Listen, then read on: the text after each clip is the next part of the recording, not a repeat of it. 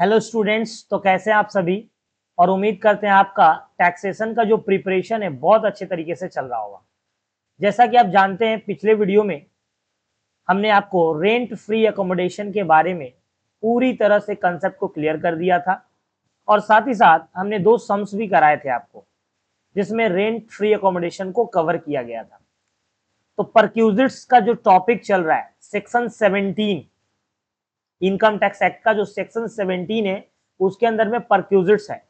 Perquisites में पहला perquisites RFA यानी कि रेंट फ्री अकोमोडेशन, जिसको मैंने पिछले वीडियो में करा दिया है। अब आज के इस वीडियो में हम दूसरे परक्यूजिट्स यानी कि ट्रीटमेंट ऑफ मेडिकल फैसिलिटी के ट्रीटमेंट के बारे में हम लोग पढ़ेंगे कि किस तरह से जब एक कंपनी का मालिक अपने एम्प्लॉय को मतलब मेडिकल एक्सपेंसेस यानी कि मेडिकल अलाउंसेस ना देकर, यानी कि बीमारी हो गया तो बीमारी का इलाज कराने के लिए पैसा, मॉनिटरी बेनिफिट, अलाउंसेस मैंने बताया था ना, मॉनिटरी बेनिफिट, इलाज कराने के लिए पैसा ना देकर वो खुद ही उसका इलाज करवा देता है। अपने किसी जाने पहचाने हॉस्पिटल में अगर खुद ही इलाज करा देता है, तब तो ये कैश बेनिफिट नहीं हुआ, अलाउंसेस नहीं हुआ, तब तो ये पर्क हो गया यानी कि परक्यूजिट्स। तो इसीलिए इसको बोला गया ट्रीटमेंट ऑफ मेडिकल फैसिलिटीज। तो आप पहले डिफरेंशिएशन करना सीखिए कि मेडिकल अलाउंसेस अलग चीज है, उसमें हमको अगर मान लीजिए अगर हम स्टाफ है, बीमारी हो गया तो इलाज कराने के लिए पैसा दे देगा। लेकिन मेडिकल फैसिलिटी, हमको बीमारी हो गया, हमको खुद ले चल के कंपनी ने हॉस्पिटल में भर्ती किया और मेरा 1 रुपया भी नहीं गया, सब मेरा कंपनी समझ लिया, तो उसको परक्यूजिट्स बोला जाएगा, ट्रीटमेंट ऑफ मेडिकल फैसिलिटी। आप देखिए यहाँ पे लिखा हुआ है ट्रीटमेंट ऑफ मेडिकल फैसिलिटी, तो मेडिकल फैसिलिटी परक्यूजिट्स है। ठीक है दोस्तों, तो चलिए देखिए यहाँ पे क्या लिखा हुआ है, इसको हम लोग पढ़ते हैं और समझते हैं। The taxability of the expenditure incurred by an employer माने मालिक, in connection with the medical treatment of employee, यानी कि बोल रहा है टैक्सेबिलिटी ऑफ एक्सपेंडिचर, वो खर्चा जो इनकर्ड, जो किया जाता है किसके द्वारा, तो बाय एन एम्प्लॉयर, कंपनी के मालिक के द्वारा। किस कनेक्शन में किया जाता है, तो मेडिकल ट्रीटमेंट ऑफ एम्प्लॉय के मेडिकल ट्रीटमेंट के लिए अगर कंपनी का मालिक यानी कि एम्प्लॉयर कोई खर्चा करता है मेडिकल ट्रीटमेंट, याद रहे पैसा देता नहीं है, खर्चा खुद करता है, और एनी मेंबर या तो एम्प्लॉय का मेडिकल ट्रीटमेंट करे और नहीं तो any member of his family, या फिर उसके फैमिली का मेंबर जो भी है, जो फैमिली मेंबर है। केवल सिर्फ एम्प्लॉय का ध्यान रखने से तो नहीं ना होगा सर, क्यों ऐसा, एम्प्लॉय का ध्यान रखने से क्यों नहीं होगा, मान लीजिए उसका फैमिली का हम क्यों जिम्मेदारी ले, एम्प्लॉय ना मेरे लिए काम करता है, उसका वाइफ उसका बच्चा तो काम नहीं करती है। अच्छा मान लीजिए कि उसका वाइफ का तबीयत खराब हो गया, उसके बच्चे का तबीयत खराब हो गया, तो वो टेंशन में नहीं होगा, वो तो टेंशन में रहेगा ना। तो जब वो टेंशन में रहेगा तो हमारे कंपनी में अगर आ भी जाए तो उसका तो सारा दिमाग वहां रहेगा कि कैसे मेरा बच्चा होगा, कैसा उसका हाल होगा, तबीयत खराब है, वो तो काम ठीक से नहीं करेगा। इसीलिए एम्प्लॉय का परिवार क्या है, वो एक तरह से एम्प्लॉयर का जिम्मेदारी है। ठीक है, तो किस एम्प्लॉय का आप मेडिकल ट्रीटमेंट कराइए या any member of his family, उसके फैमिली के किसी भी मेंबर का कराइए, इन इंडिया के अंदर has been explain in the table given below. तो किस तरह से टैक्स लगेगा ये नीचे दिए गए टेबल में बताया गया है। याद रहे मेडिकल ट्रीटमेंट इन इंडिया हम बता रहे हैं, इंडिया एक और होता है मेडिकल ट्रीटमेंट आउटसाइड इंडिया, तो वो आपके सिलेबस में कवर नहीं करेगा, आप इंडिया का केवल मेडिकल ट्रीटमेंट पढ़ लीजिए। ठीक है, तो मेडिकल ट्रीटमेंट इन इंडिया देख लीजिए, यहाँ पे लिखा हुआ है। सबसे पहला चीज हम लोग को देखना होगा स्टेटस ऑफ हॉस्पिटल, हम लोग को हॉस्पिटल देखना होगा कि जो एम्प्लॉयर है यानी कंपनी का जो मालिक है वो किस तरह के हॉस्पिटल में एम्प्लॉय का इलाज करवा रहा है। तो सबसे पहले आपको देखना होगा क्या वो हॉस्पिटल गवर्नमेंट हॉस्पिटल है, क्या वो हॉस्पिटल गवर्नमेंट हॉस्पिटल है। फिर देखना होगा क्या वो hospital owned by local authority, क्या हॉस्पिटल जो है लोकल अथॉरिटी के अंडर में आता है। सर ये लोकल अथॉरिटी क्या होता है, मान लीजिए आपके इलाके का म्युनिसिपल कॉर्पोरेशन या म्युनिसिपैलिटी या पंचायत, उसके अंदर में तो नहीं ना आता है। देखिएगा शहरों में ना अलग अलग म्युनिसिपैलिटी के अंदर में छोटे छोटे हॉस्पिटल होते हैं, जैसे आप देखिएगा हमारे एरिया में टीटागढ़ म्युनिसिपैलिटी में, खरदा म्युनिसिपैलिटी में है, बैरकपुर म्युनिसिपैलिटी में भी है। तो इस छोटे छोटे हॉस्पिटल होते हैं, उसमें अगर ट्रीटमेंट करा रहे तो वो भी गवर्नमेंट का है, वो भी गवर्नमेंट का है। और अगला बोल रहा है hospital owned and maintain by the employer. और कभी कभी ऐसा भी होता है कि कंपनी का अपना हॉस्पिटल होता है। बहुत सारी कंपनियां ऐसी हैं ना, बड़ी बड़ी रेपुटेड कंपनियां, उनका अपना हॉस्पिटल है, अपना हॉस्पिटल, खुद के डॉक्टर रखे हुए, पूरा पूरा हॉस्पिटल का सेटअप ही उनका अपना है। And any private hospital approved by the government, या कोई भी प्राइवेट हॉस्पिटल जिसको गवर्नमेंट ने अप्रूव किया है। सर गवर्नमेंट ने अप्रूव किया मतलब मान लीजिए ईएसआई में आपका इलाज हो रहा है, ईएसआई से आपका बीमारी हैंडल नहीं हो रहा है, तो उसने आपको रेफर कर दिया किसी प्राइवेट हॉस्पिटल में। देखिएगा ईएसआई रेफर करता है अच्छा अच्छा प्राइवेट हॉस्पिटल में जहां बहुत खर्चा है, लेकिन इंप्लॉय का एक भी रुपया नहीं लगता है और इलाज हो जाता है। तो देखिए कुल मिला के फिर से सुन लीजिए, गवर्नमेंट हॉस्पिटल हो, या फिर hospital owned by local authority यानी कि नगर पालिका का हो, या फिर hospital owned and maintain by employer, आपके कंपनी के मालिक का ही हॉस्पिटल हो, और या फिर प्राइवेट हॉस्पिटल ही हो जिसको गवर्नमेंट ने अप्रूव किया। अगर ये तीन केस है तो ये देखिए एग्जम्प्टेड है, एग्जम्प्टेड है यानी कि माफ है, इसके ऊपर टैक्स नहीं लगेगा। सरकारी हॉस्पिटल में अगर आप इलाज कराते हैं तो ये क्या रहेगा, ये माफ रहेगा, माफ रहेगा, ठीक है, एग्जम्प्टेड, इसके ऊपर टैक्स नहीं लगेगा। गवर्नमेंट हॉस्पिटल में इलाज होता है एम्प्लॉय का या उसके फैमिली का, एग्जम्प्टेड। लोकल अथॉरिटी का हॉस्पिटल में होता है एग्जम्प्टेड, उसके कंपनी के मालिक में होता है तो भी एग्जम्प्टेड। सर लेकिन मान के चलिए वो तो उसके मालिक हॉस्पिटल में, तो एम्प्लॉयर एम्प्लॉय रिलेशनशिप हो गया, तो लेकिन फिर भी मेडिकल ट्रीटमेंट है ना, तो गवर्नमेंट ने इसे माफ रखा है, एग्जम्प्टेड। अब देखिए non approved plus non qualified hospital, यानी कि अगर कोई ऐसा हॉस्पिटल है जिसको गवर्नमेंट ने अप्रूव नहीं किया है और नॉट क्वालिफाइंग हॉस्पिटल, यानी कि इस चारों के अंदर क्वालिफाई नहीं कर रहा है, यानी कुल मिला के बोलिए ना प्राइवेट हॉस्पिटल है, कुल मिला के सीधा बोलिए ना प्राइवेट हॉस्पिटल है। अरे ये तो तीनों देखिए ना, तीनों क्या है, तीनों तो गवर्नमेंट है। अब बोलेगा यहां तो आप प्राइवेट लिखे हैं, लेकिन प्राइवेट हॉस्पिटल देखिए गवर्नमेंट का अप्रूव किया हुआ, गवर्नमेंट ने हमें भेजा है, तो टैक्सेबल नहीं लगे, तो टैक्सेबल नहीं तो माफ हो जाएगा, एग्जम्प्टेड। लेकिन अगर नॉन अप्रूव है, गवर्नमेंट ने अप्रूव नहीं किया है और ना ही वो सरकारी हॉस्पिटल है, तो अगर सरकारी हॉस्पिटल नहीं तो क्या लग जाएगा, टैक्सेबल होगा, तब टैक्स लगेगा, फुली टैक्सेबल होगा, जितना खर्चा होगा पूरा का पूरा टैक्सेबल होगा, ठीक है। अच्छा एक बात और, एक बात और, अगर मान के चलिए, अगर मान के चलिए, ध्यान सुनिएगा, मान के चलिए कि नॉर्मल बीमारी है आपको, नॉर्मल बीमारी। सर नॉर्मल बीमारी मतलब, नॉर्मल बीमारी का मतलब हो गया आपका, समझ लीजिए, हिंदी में लिख दे रहे हैं, नॉर्मल बीमारी ऐसे डिजीज होता है, लेकिन कुछ कुछ चीजें हमें समझनी चाहिए। नॉर्मल बीमारी मतलब सर्दी खांसी बुखार, ये हो गया नॉर्मल बीमारी, सर्दी खांसी हो गया, सुबह सुबह उठे और एक जोर से छींक मार दिए, अब छींक मार दिए तो अब हम बोल रहे हैं, मेरा भी नाटक देखिए कितना है, अगर हम एम्प्लॉई है तो, अरे हम तो बहुत जोर से छींक मार दिए, लग रहा है मेरा हालत सीरियस है, चलो हमको ले चलो एकदम अपोलो में भर्ती कर दो, मालिक अपना समझेगा, इलाज कराएगा। और 5 दिन से जाकर अपोलो में मस्ती में बैठ के खाना मिल रहा है, एकदम खा रहे हैं, मालिक का पैसा जा रहा है। तो सरकार कहती है अगर नॉर्मल बीमारी है, नॉर्मल बीमारी प्लस प्राइवेट हॉस्पिटल है, नॉर्मल बीमारी का इलाज आप कहां करा रहे हैं, प्राइवेट हॉस्पिटल में नॉर्मल बीमारी का इलाज करा रहे हैं, तो भाई टैक्स लगेगा, तो टैक्स लगेगा। यानी कि इतना नाटक क्यों कर रहे हैं, एक तो आपको थोड़ा सा छींक मार दिए तो सर्दी जुकाम हो गया और आप जाके प्राइवेट हॉस्पिटल में भर्ती हो गए और 2 लाख का बिल बनवा दिए, किसका, एम्प्लॉयर का। गलत है, आप एक काम कीजिए, तो इसके ऊपर टैक्स दीजिए, तो वो 2 लाख रुपए टैक्स दीजिए, तो लोग इससे क्या होंगे, लोग इससे जाएंगे नहीं जल्दी, जब कोई थोड़ा सा मतलब रिक्सी बीमारी होगा तो जाएंगे, और रिक्सी क्या थोड़ा सा अगर भी ऐसा परेशानी उनको सीरियस होगा तो वो जाएंगे हॉस्पिटल में, वो माफ रहेगा।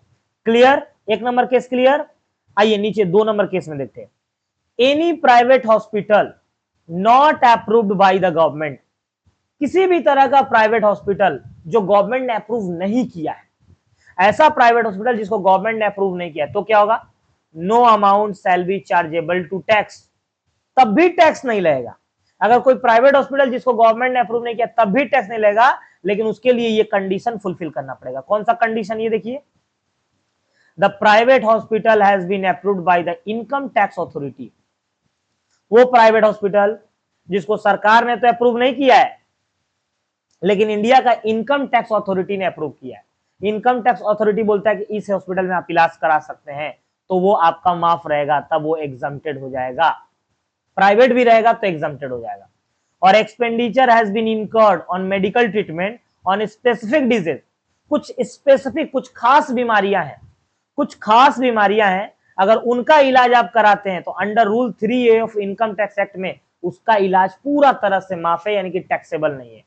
प्राइवेट हॉस्पिटल में जाकर के अगर कुछ खास बीमारी का इलाज कराते हैं तो उसके ऊपर टैक्स नहीं लगता। जैसे वो बीमारी है cancer, TB, HIV human immunovirus, TB tuberculosis और कैंसर, ये जो तीन बीमारियां हैं, ये तीन बीमारी का इलाज अगर आप प्राइवेट हॉस्पिटल में भी कराते हैं ना, प्राइवेट हॉस्पिटल में भी ना, तो इसके ऊपर सरकार टैक्स नहीं लेगी, ये माफ है।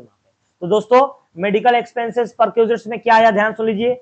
सरकारी हॉस्पिटल या म्युनिसिपल का हॉस्पिटल या आपके मालिक का खुद का हॉस्पिटल है, उसमें आप इलाज करा रहे हैं किसी भी बीमारी का, तो आपका और आपके फैमिली का पूरा तरह से माफ है, ठीक है।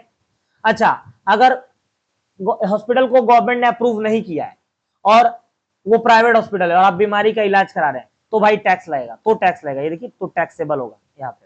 और नॉर्मल बीमारी हो गया है और प्राइवेट हॉस्पिटल में जाके इलाज करा रहे हैं कि मालिक देगा, तो गवर्नमेंट बोलती है इतना ज्यादा नाटक मत कीजिए, सर्दी जुकाम हुआ है और आप जाके प्राइवेट में 2 लाख का बिल बना रहे हैं मालिक का, तो इसके ऊपर टैक्स दीजिए, ठीक है। नॉर्मल बीमारी, प्राइवेट हॉस्पिटल, टैक्सेबल। और ये देखिए, अगर हॉस्पिटल प्राइवेट है तो भी टैक्स माफ हो सकता है, लेकिन वो इनकम टैक्स अथॉरिटी द्वारा क्या होना चाहिए, अप्रूव होना चाहिए। और नहीं तो उसमें आप खास बीमारी कैंसर, टीबी और एचआईवी का इलाज कराएंगे तो माफ हो जाएगा। तो उम्मीद है आप समझ गए, आपको याद रहेगा। और एक बात बता दें, सच बात बता दें, आपके एग्जाम में ये नहीं आएगा। सर क्यों पढ़ा रहे हैं, देखिए सिलेबस में है, नॉलेज के लिए पढ़िए, नॉलेज के लिए, कहीं आ गया तो, लेकिन हमको विश्वास है वो नहीं आएगा। आरएफए आएगा, ये नहीं आएगा, लेकिन मेरा काम है हर चीज को पढ़ाना, ठीक है दोस्तों।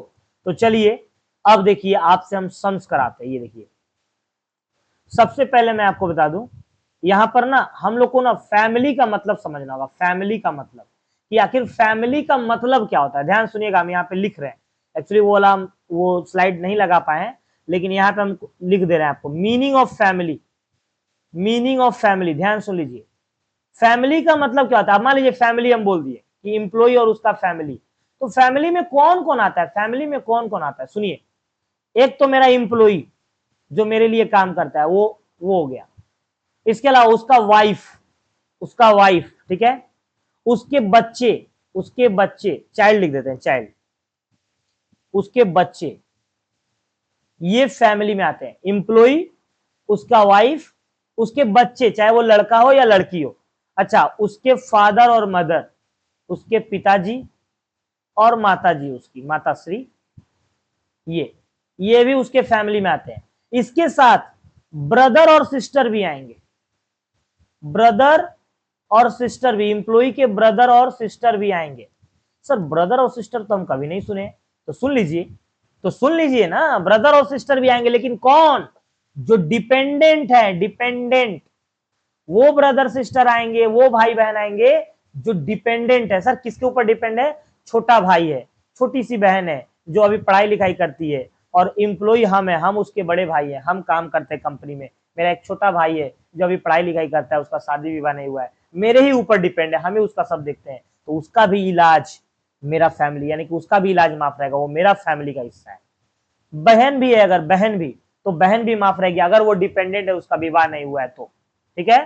तो याद रखिएगा, फैमिली का मतलब एम्प्लॉय, उसका वाइफ, बच्चा। सर बच्चा में मान लीजिए अगर किसी बच्चे का शादी हो गया, तो बच्चा चाहे जैसा भी हो, लड़का या लड़की एम्प्लॉय का चाहे जैसा भी हो, सर जैसा भी हो मैंने, अरे जैसा भी हो मैंने, शादीशुदा हो, नहीं शादीशुदा हो, बड़ा हो, मतलब एक तरह से आपको क्या बोलते हैं, बच्चा जैसा भी हो, नालायक भी हो, नालायक, सर ये क्या बोल रहे हैं, हाँ भाई नालायक भी हो, तो भी वो फैमिली का हिस्सा माना जाएगा। बच्चा में कोई कॉम्प्रोमाइज नहीं। सिर्फ ब्रदर सिस्टर क्या होने चाहिए, डिपेंडेंट होने चाहिए, अगर इनडिपेंडेंट है तो वो फैमिली का हिस्सा नहीं है। क्लियर हुआ। आइए एक सवाल कराते हैं आपको, ये देखिए यहाँ पे देखिए, थोड़ा सा बस आपको केवल सवाल क्या करना है, जस्ट बताना है टैक्स लगेगा कि नहीं, टैक्सेबल और नॉट, बस ये बताना है, ठीक है। देखिए, the employer value of facility provided to Z, यानी कि जेड नाम का मेरा एक एम्प्लॉय है, उसको एम्प्लॉयर फैसिलिटी दे रहा है, एंड हिज फैमिली मेंबर, उसके फैमिली मेंबर को भी दे रहा है। ड्यूरिंग द प्रीवियस ईयर क्या क्या फैसिलिटी दिया, देखिए मेडिकल ट्रीटमेंट दिया है, ठीक है, ध्यान दीजिएगा, हम यहाँ पे लिखा नहीं है लेकिन हम लिख दे रहे हैं, सब याद रखिए कि मेडिकल ट्रीटमेंट, एक साल में कंपनी के मालिक ने इतने लोगों को उसके फैमिली के मेडिकल ट्रीटमेंट दिया है। सबसे पहले तो जेड को दिया है कितना 1000 रुपया का, 2000 का मेडिकल ट्रीटमेंट। आप हमें बताइए टैक्सेबल की एग्जम्प्टेड, बस इतना बताइए, टैक्सेबल की एग्जम्प्टेड बस बता दीजिए। तो आप ये जवाब हमें कमेंट बॉक्स में देंगे दोस्तों। जेड मेरा इंप्लॉई है और जेड का टैक्सेबल की एग्जम्प्टेड, तो ये तो दोस्तों क्या कमेंट बॉक्स में आप दीजिएगा, हम बता दे रहे हैं एग्जम्प्टेड माफ, क्योंकि जेड मेरा इंप्लॉई है। सर ये नहीं बोला है कहां कराया है, वो सब छोड़िए ना कहां कराया है। मिसेस जेड, जेड की पत्नी, जेड की वाइफ, बताइए एग्जम्प्टेड की टैक्सेबल। सर जेड की वाइफ तो फैमिली का हिस्सा हुई सर, एग्जम्प्टेड बिल्कुल सही। Major son of Z, Z का बड़ा बेटा, जेड का बड़ा बेटा जो कि इंडिपेंडेंट है, डिपेंडेंट भी नहीं है, डिपेंडेंट भी नहीं है, इंडिपेंडेंट है, यानी कि शादी विवाह हो गया उसका, वो खुद भी कमाता है। Major son of Z, Z का बड़ा बेटा है, बेटा है ना, ये मैटर नहीं करता क्या है इंडिपेंडेंट है कि डिपेंडेंट, बेटा है ना, तो बेटा चाहे जैसा भी हो, नालायक भी रहे तो एग्जम्प्टेड, ठीक है। Minor daughter of Z, Z की एक पुत्री है, बेटी है, माइनर छोटी सी है, 18 साल से कम उम्र की, तो बेटी है ना, बेटी है तो फैमिली का हिस्सा है, एग्जम्प्टेड माफ। Dependent younger brother of Z, Z का भाई है जो कि डिपेंड है जेड पर ही, ये भी एग्जम्प्टेड, 8000 रुपए इसको लगा, ये भी एग्जम्प्टेड, किसी पे टैक्स नहीं लगेगा। हमसे पूछा कितना पे टैक्स लगेगा बताइए। इंडिपेंडेंट यंगर सिस्टर, एक बहन है जेड की लेकिन वो इंडिपेंडेंट है, इसका मतलब उसका शादी हो गया है, वो अपने ससुराल में रहती है, इंडिपेंडेंट है, तो ये 10,000 रुपया क्या होगा दोस्तों, टैक्सेबल होगा, होगा ना टैक्सेबल, हाँ सर बिल्कुल। और डिपेंडेंट सिस्टर इन लो, लो अपना घर तो अपना घर, और साली को भी ले आकर ट्रीटमेंट करवा लिया है, साली का भी 5000 का इलाज करा दिया, पता नहीं किस चीज का इलाज कराया, ठीक है। तो डिपेंडेंट सिस्टर इन लॉ, तो डिपेंडेंट, डिपेंडेंट क्या और इंडिपेंडेंट क्या बोलेगा सर, डिपेंडेंट है तो सर जेड के ऊपर डिपेंडेंट है, तो उसका साली का एकमात्र सहारा तो उसका जीजा है, वो तो सभी बोलता है कि साली का एकमात्र सहारा जीजा है, तो ऐसे नहीं चलेगा, ठीक है। साली डिपेंडेंट हो चाहे इंडिपेंडेंट, साली फैमिली का हिस्सा नहीं है, सिस्टर इन लॉ साली फैमिली का हिस्सा नहीं है, अगर आपने इलाज कराया तो उसके ऊपर टैक्स लगेगा, टैक्सेबल, ये दोनों टैक्सेबल होगा, 10 और 5 15,000 टैक्सेबल होगा, बस ये सब माफ। क्लियर। मेडिकल ट्रीटमेंट परक्यूजिट्स दोस्तों यहीं पर खत्म हो गया मेडिकल ट्रीटमेंट का परक्यूजिट्स। अब आइए, अब कुछ अलग से कुछ स्पेशल परक्यूजिट्स के बारे में हम लोग बात करेंगे और उसमें देखेंगे क्या क्या चीज है जो परक्यूजिट्स के अंदर में टैक्सेबल होता है। देखिए यहाँ पे सामने जो आपको दिख रहा होगा, perquisites taxable in case of specified employ, मतलब वो परक्यूजिट्स यानी कि वो बेनिफिट, वो एसेट्स बेनिफिट, वो सुविधाएं जो सबको नहीं मिलती है, स्पेसिफाइड एम्प्लॉय को मिलती है, कुछ स्पेशल स्टाफ को मिलती है, ऐसी सुविधाएं जो कुछ स्पेशल स्टाफ को मिलती हैं, उस पे टैक्स कैसे लगेगा। तो पहला है motor car facility, motor car, इसके लिए हम अलग से एक चार्ट बताएंगे आपको, एक टेबल बताएंगे, अभी इसके बाद ही बताएंगे, वो वाला आप याद रख लीजिएगा। आइए, जैसे स्पेशल एम्प्लॉय सर क्या होता है बताइए ना, स्पेशल एम्प्लॉय, देखिए स्पेशल एम्प्लॉय में आपको बता दें, मैनेजर, मैनेजर किसी कंपनी का एक खास एम्प्लॉय स्पेशल, इसके अलावा मान के चलिए departmental manager, board of director, ये सब खास एम्प्लॉय होते हैं, board of director, departmental manager, HR manager, general manager, सब खास एम्प्लॉय, इनको बहुत सारा सुविधा देना अच्छा रहता है। तो ये देखिए फैसिलिटी ऑफ गार्डनर, मैंने क्या किया, अपने मैनेजर के घर पे बोला है कि मैनेजर को जाओ जिस घर पे रहते हो तुम्हारे लिए एक गार्डनर हम दे दे रहे हैं, और उस गार्डनर का सारा खर्चा हम बियर करेंगे, हम यानी कि एम्प्लॉयर बियर करेगा, अपने मैनेजर को एक गार्डनर दे दिया है और वहां पे जाके फूल उल गार्डन वार्डन को सजाता है उस मैनेजर के घर पे। तो गार्डनर का जो भी सैलरी हम दे रहे हैं वो पूरा, मान लीजिए गार्डनर को अगर हम महीना में 10,000 रुपया सैलरी दे रहे हैं तो ये फुल्ली टैक्सेबल होगा, फुल्ली टैक्सेबल, फुल्ली टैक्सेबल होगा उस मैनेजर के हैंड में, मैनेजर तो एम्प्लॉय हो गया ना, तो उसके हैंड में। अगर हमको गार्डनर मिल रहा है, गार्डनर फुल्ली टैक्सेबल, स्वीपर मिल रहा है, झाड़ू लगाने वाला, घर में झाड़ू लगाने वाला भी कौन दे दिया है, मेरा कंपनी का मालिक दे दिया है, क्योंकि हम उसका स्पेशल एम्प्लॉय है, तो झाड़ू लगाने वाला का जो भी सैलरी कंपनी दे रहा है फुल्ली टैक्सेबल होगा, फुल्ली टैक्सेबल। वॉचमैन, गार्ड दे दिया है, गार्ड घर के बाहर गार्ड बैठा रहता है, उसका सैलरी वही देता है, फुल्ली टैक्सेबल। सर्वेंट, नौकर दे दिया, नौकर फुल्ली टैक्सेबल, जितना भी खर्चा होगा fully taxable. Facility of gas, gas का जो है ना गैस सिलेंडर, वो भी बिल कौन देता है, मेरा मालिक देता है, एम्प्लॉयर, वो भी फुल्ली टैक्सेबल, जितना भी देगा, एम्प्लॉयर एम्प्लॉय रिलेशनशिप हो जाएगा, फुल्ली टैक्सेबल। इलेक्ट्रिसिटी बिल भी कौन देता है, मालिक, फुल्ली टैक्सेबल जितना का देगा, वाटर का बिल भी दे देता है तो fully taxable, free education facility, ये नहीं आएगा, ये आपको पढ़ने की कोई जरूरत नहीं, ये दो जरूर आएगा, ये ध्यान लीजिए, gardener, sweeper, watchman, servant, gas, electricity, water, अगर ये सब है तो ये सब फुल्ली टैक्सेबल होगा। और मोटर कार के लिए अभी हम जस्ट आपको बता देंगे, ध्यान रख लीजिएगा मोटर कार का कैसे होगा, तो ये सब रहेगा तो आप पूरा टैक्सेबल कर दीजिएगा। ठीक है दोस्तों, तो उम्मीद करते हैं आपको ये perquisites in case of specified employ हो गया। अब आइए मोटर कार का बात होगा, ये देखिए मोटर कार आ गया, मोटर कार। और हाँ, एग्जाम में मोटर कार ना आए, हो नहीं सकता है, मोटर कार ना एग्जाम में हो नहीं सकता है दोस्तों, हो नहीं सकता है मोटर कार ना है। ठीक है, तो चलिए मोटर कार के बारे में पढ़ते हैं, कैसे टैक्स लगेगा इस पर। चलिए देखिए, मोटर कार के लिए ये जो चार्ट आपके सामने दिख रहा है, इसको देखना होगा और समझना होगा, ध्यान से समझिएगा। सबसे पहले आइए मोटर कार यहां पे लिख देते हैं, टैक्सेबिलिटी ऑफ मोटर कार, ये मोटर कार का टैक्सेबिलिटी रूल है। ठीक है, यहीं पे ऐसे रहने दीजिए, ध्यान से देखिए हम क्या बता रहे हैं। सबसे पहले यहां देखिए, कार इज ओन्ड बाई, यानी कि कार किसका है पहले ये देखना होगा, सवाल में दिया रहेगा। जब इंप्लॉय को कार फैसिलिटी मिल रहा है तो सवाल में दिया रहेगा कि कार किसका है, इंप्लॉय का अपना कार है ना कि मालिक का कार है, तो car is owned by, car का मालिक कौन है। और दूसरा आपको देखना होगा, car is maintained by, car को मेंटेन कौन करता है।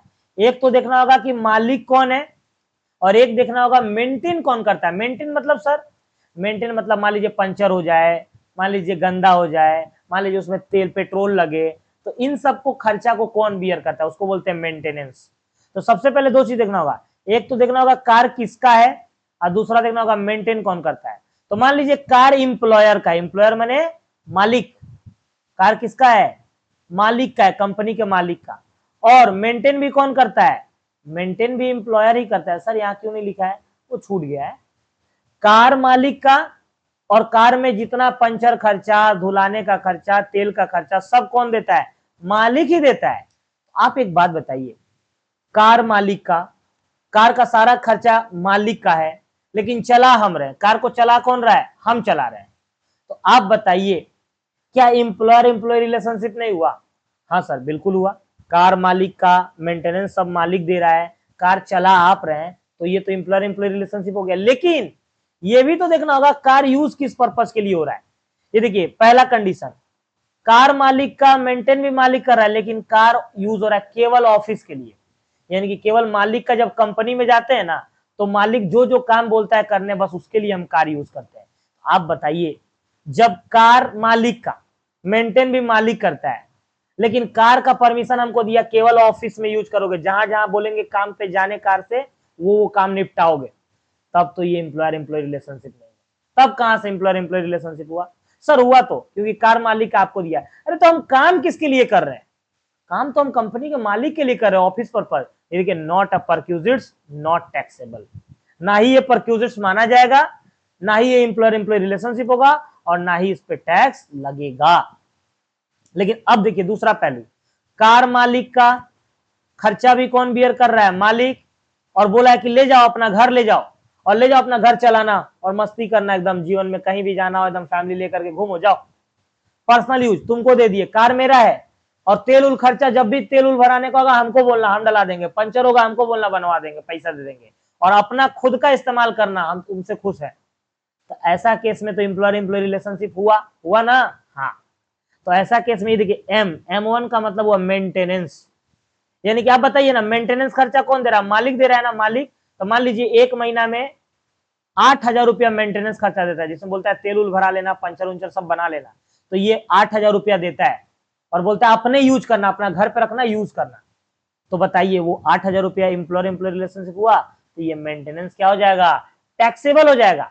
और गाड़ी मालिक का है, तो गाड़ी जब हम चला रहे हैं तो गाड़ी तो एसेट्स है, उसका डेप्रिसिएशन हो रहा है कि नहीं, तो उसका वैल्यू जो भी डेप्रिसिएट हो रहा है वो भी तो हम यूज कर रहे हैं, तो वो भी तो एम्प्लॉयर एम्प्लॉय रिलेशनशिप है। तो ये देखिए मेंटेनेंस प्लस डेप्रिसिएशन दोनों टैक्सेबल होगा, यानी कि जितना कार का मेंटेनेंस होगा, मेंटेनेंस ठीक है याद रहे, मेंटेनेंस और जो डेप्रिसिएशन होगा ये दोनों टैक्सेबल होगा। देखिए मेंटेनेंस प्लस डेप्रिसिएशन कब, जब कार मालिक का मेंटेन मालिक कर रहा है, और यूज किस लिए हो रहा है, केवल पर्सनल के लिए। लेकिन जानते हैं दोनों एग्जाम में नहीं आता, ये दोनों एग्जाम में बहुत कम चांस है, बहुत कम, 1% चांस है। आता तो ये है दोस्तों, ये कार मालिक का मेंटेन भी मालिक करता है, और बोथ पर्पज यानी कार जो है मालिक बोलता है ले जाओ, छुट्टी टाइम छुट्टी हुआ जाओ अपना घर लेके जाओ, और कल आना तो ऑफिस में लेके आना, और ऑफिस का भी थोड़ा बहुत काम कार का जरूरत पड़े तो कर लेना। तो बोथ पर्पज, आप बताइए बोथ पर्पज हुआ, तो यहाँ पे तो कुछ एम्प्लॉयर एम्प्लॉय रिलेशनशिप हुआ और कुछ नहीं हुआ।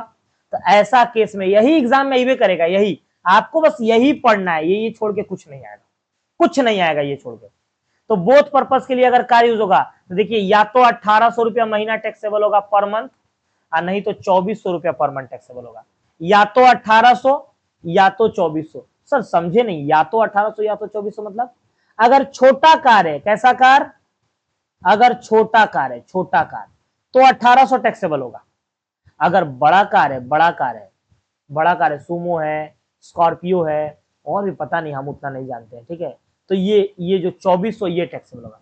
छोटा कार होगा तो 1800, बड़ा कार होगा तो 2400। कब कब, जब कार मालिक का और मेंटेन भी कौन कर रहा है, मालिक, लेकिन यूज दोनों पर्पस के लिए हो रहा है। तो 1800 छोटा कार के लिए और 2400 बड़ा कार के लिए। अब सवाल ये कि सर पहचानेंगे कैसे छोटा कार बड़ा कार, वहां पे लिखा रहेगा क्यूबिक कैपेसिटी, सीसी दिया रहेगा, सीसी, हर गाड़ी का अपना सीसी होता है, क्यूबिक कैपेसिटी।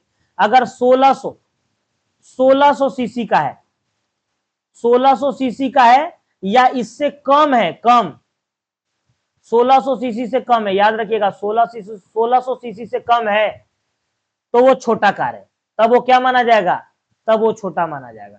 और अगर 1600 सीसी से ज्यादा है, तो वो क्या मान लिया जाएगा, बड़ा कार, तब हो जाएगा 2400 टैक्सेबल। क्लियर, 1600 सीसी से कम होगा तो छोटा कार, 1800 टैक्सेबल। लेकिन हाँ कार मालिक का होना चाहिए, मेंटेन भी मालिक करना चाहिए, बोथ पर्पस के लिए यूज होना चाहिए।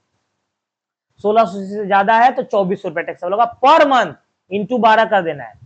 अब आइए दूसरा देखिए कार का, और ये तो और इजी है।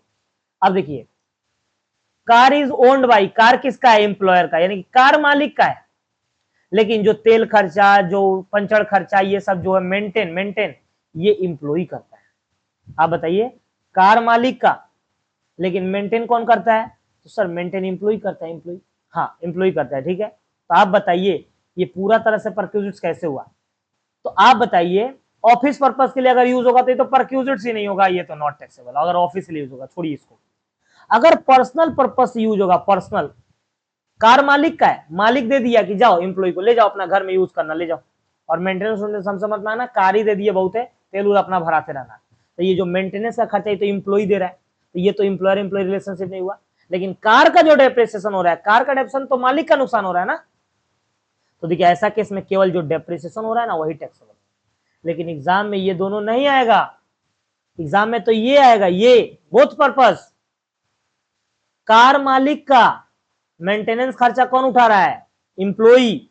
तो अगर बोथ पर्पस से होगा ना तो ये देखिए या तो 600 या तो 900, या तो 600 टैक्सेबल होगा या तो 900। सर नहीं समझे, कब 600 कब 900, 1600 सीसी से कम है तो छोटा कार है, छोटा है, और छोटा है तो कितना, छोटा है तो 600, और 1600 सीसी से क्या है, ज्यादा है, ज्यादा, तो ये बड़ा कार है, बड़ा, और बड़ा कार है तो कितना, तब 900 रुपया हर महीना टैक्सेबल होगा। क्लियर, क्लियर हो गया। हाँ सर, एक बार आप लोग ना इस चार्ट को बढ़िया से देख लीजिएगा, ठीक है। कभी भी हम करा रहे स्टार्टिंग में जब चार्ट ला रहे हैं तो स्क्रीनशॉट ले लीजिए टेबल का, तो देख लीजिएगा, एकदम इजी ये हो गया। जब सवाल कराएंगे तो आपको और अच्छा से बताएंगे।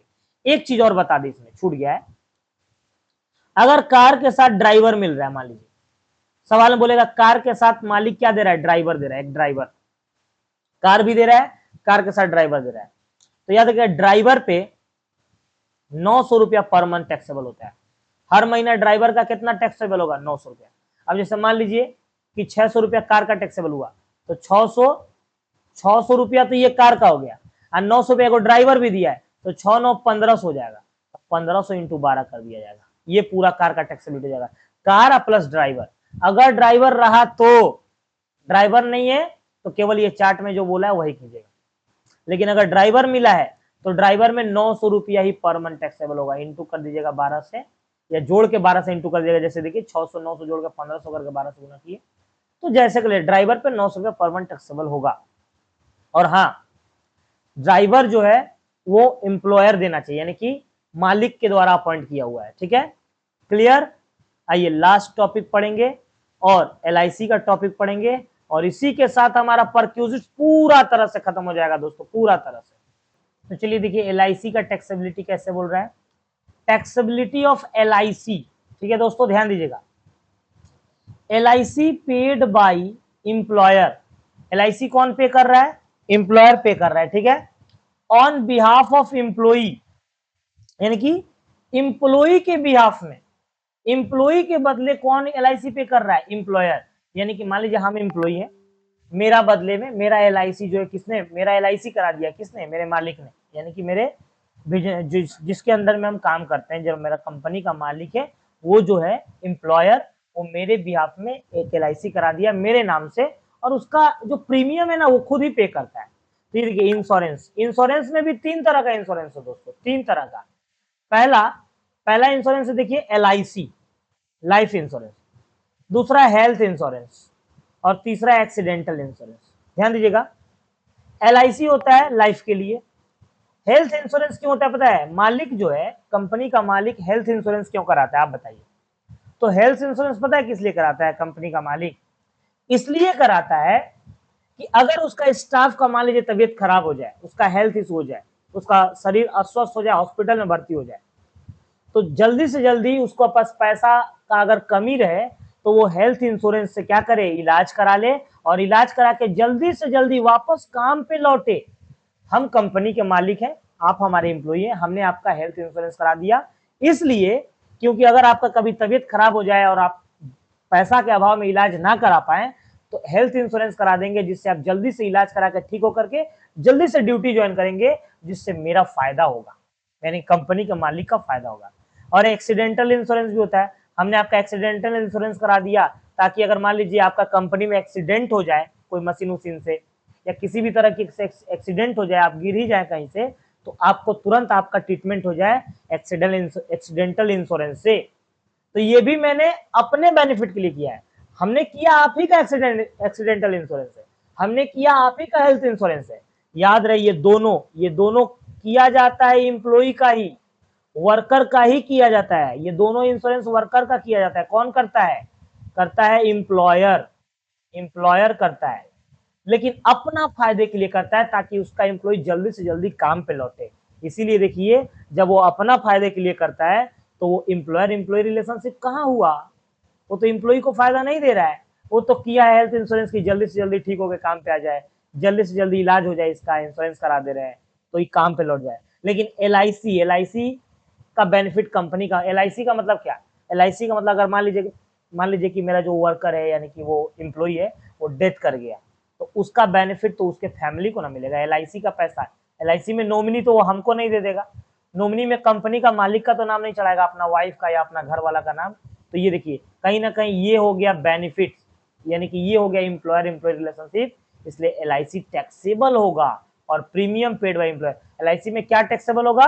जो एलआईसी प्रीमियम मालिक भर रहा है पूरा का पूरा प्रीमियम टैक्सेबल होगा। एग्जाम में सवाल में आता है, अक्सर आएगा एग्जाम में, LIC premium paid by employer मान लीजिए साल भर में, या ऐसे बोल देगा 3,000 रुपया महीना, या क्वार्टरली, चाहे बोल देगा कि 25,000 रुपया पर एनम, तो जितना है उतना टैक्सेबल हो जाएगा। अगर महीना बोला है तो 12 से गुना, और अगर एनम दिया है तब तो अच्छा बात है, तब तो उतना ही टैक्सेबल हो जाएगा। क्लियर? बताइए एलआईसी का टैक्सेबिलिटी हो गया?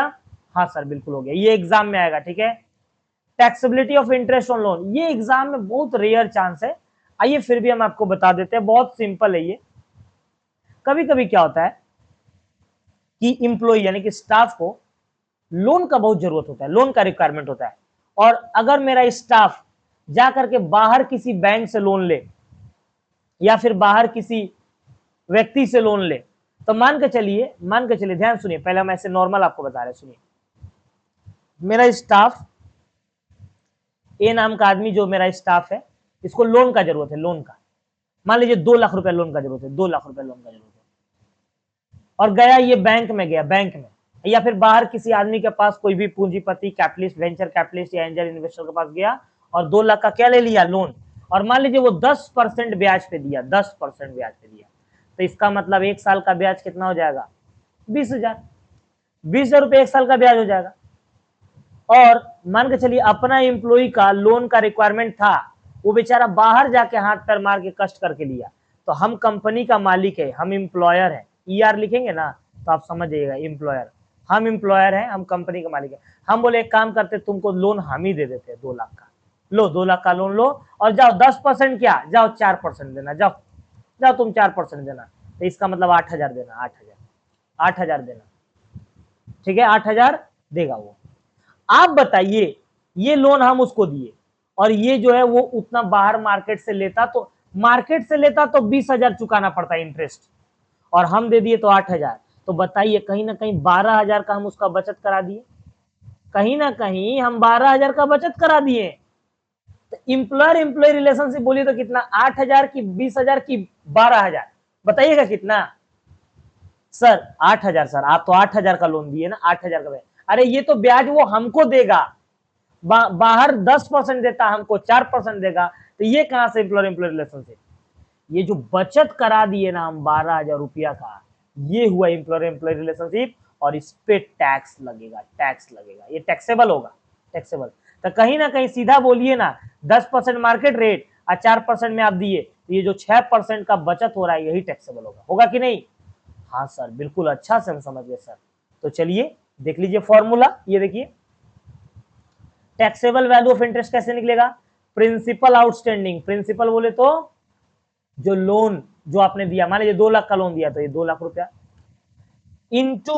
इंटू मार्केट रेट, मार्केट मैंने मार्केट में कितना रुपया ब्याज चल रहा है, जैसे अभी हमने कहा ना 10%, और minus rate of employer, employ कितना पे दिया, तो हमने अभी बताया था ना आपको 10% चल रहा था और एम्प्लॉय दिया 4% पे, तो आप बताइए कहीं ना कहीं 6% का बचत हुआ, 6% मैंने 6/100, और इंटू टाइम पीरियड, कितना टाइम, तो साल भर का आता है, ऐसे रहने दीजिए। अगर मान लीजिए 8 महीना का है तो 8/12, 7 महीना का है तो 7/12, 6 महीना का है तो 6/12, ये तो आप जानते ही है। आइए एक सवाल करा देते, छोटा सा सवाल, देखिए यहाँ पे खत्म हो जाएगा। एक company provide loan of 5 lakh, एक कंपनी जो है 5 लाख का लोन अपने एम्प्लॉय को दिया, और कितना परसेंट ब्याज पे दिया, 4% पर एनम, और कब दिया, 1 मई 2024, 1 मई 2024, याद रहे कब दिया, 1 मई 2024, and market rate of interest 9%, और अगर यही लोन एम्प्लॉय मार्केट से लेता तो 9% ब्याज देना पड़ता। बोल रहा find taxable value of interest if whole principal amount outstanding, अगर पूरा का पूरा लोन बाकी है, 1 रुपया भी मूलधन में से नहीं चुकाया है, तो बताइए कि कितना रुपया टैक्सेबल इंटरेस्ट हो गया, टैक्सेबल। तो ये देखिए 5 लाख रुपया लिया था, 5 लाख लिख दीजिए प्रिंसिपल, और आप बताइए यहां देखिए 9% होगा, होगा कि नहीं 9%? सर 9% होगा बिल्कुल, और माइनस ये मार्केट रेट, और ये एम्प्लॉयर दिया 4% है, तो थोड़ा सा ना ये कैलकुलेशन ना थोड़ा सा एआई ने गड़बड़ा दिया है, ठीक है। आप ये देखिए 1 मई को, 1 मई से अगला साल, साल शुरू होता है 1 अप्रैल से, खत्म होता है अगला साल 31 मार्च, तो 1 मई से तो 11 महीना होगा ना, 11 महीना होगा, तो यहाँ पे 1 नहीं होगा, यहाँ पे 11/12 होगा, 11/12।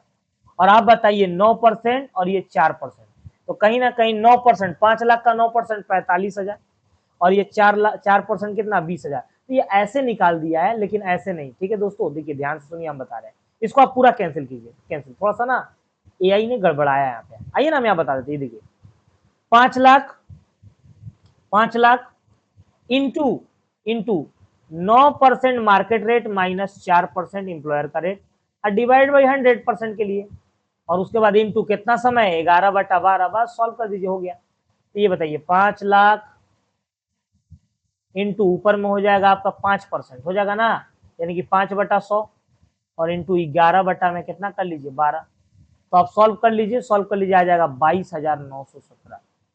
थोड़ा मोबाइल हम चार्ज में लगाए, नहीं तो कैलकुलेटर पे कर देते हैं, लेकिन आप याद रखिए 22,917 आ जाएगा, ये वाला आ जाएगा ये, ठीक है। एक बार आप खुद से भी कैलकुलेट, समझ में आया ना, ये भी आपका एग्जाम में नहीं आता है। तो एग्जाम में क्या क्या आता है एक बार लिख दें परक्यूजिट्स में, सुनिए, आरएफए आएगा ही आएगा, पूरा परक्यूजिट्स में आरएफए आएगा, स्वीपर झाड़ू लगाने वाला, गार्डनर आएगा, गैस, इलेक्ट्रिसिटी आएगा, ये सब तो फुल्ली टैक्सेबल है, फुल्ली टैक्सेबल। खाली आरएफए का कैलकुलेशन, मोटर कार आएगा ही आएगा, एकदम वो चार्ट याद रहे, मोटर कार। और आपको बता दें LIC एकदम आता है, बाकी ये इंटरेस्ट ऑन लोन ये सब नहीं आता दोस्तों, ठीक है। तो उम्मीद करते हैं कि आपका पूरा परक्यूजिट्स अच्छे से हमने क्लियर करा दिया दोस्तों। अगर पूरा परक्यूजिट्स आपको अच्छे से एकदम पानी के तरह क्लियर हो गया होगा, एकदम मतलब होता है ना एकदम अच्छा से, एकदम आपका दिमाग में जाकर बैठ गया है, तो प्लीज वीडियो को लाइक कीजिए, चैनल को सब्सक्राइब कीजिए, और हाँ, अपने दोस्तों में, कॉलेज ग्रुप में शेयर करना ना भूलिए। और हाँ, कमेंट जरूर कीजिए, कमेंट करने से हमें मोटिवेशन मिलता है और हम आपके लिए जल्दी से जल्दी वीडियो लाने का कोशिश करेंगे।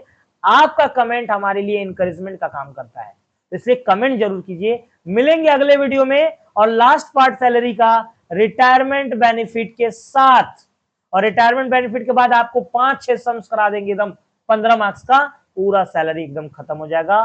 रिलैक्स होकर एग्जाम दीजिएगा दोस्तों। तब तक मिलेंगे अगले वीडियो में, टाटा बाय बाय।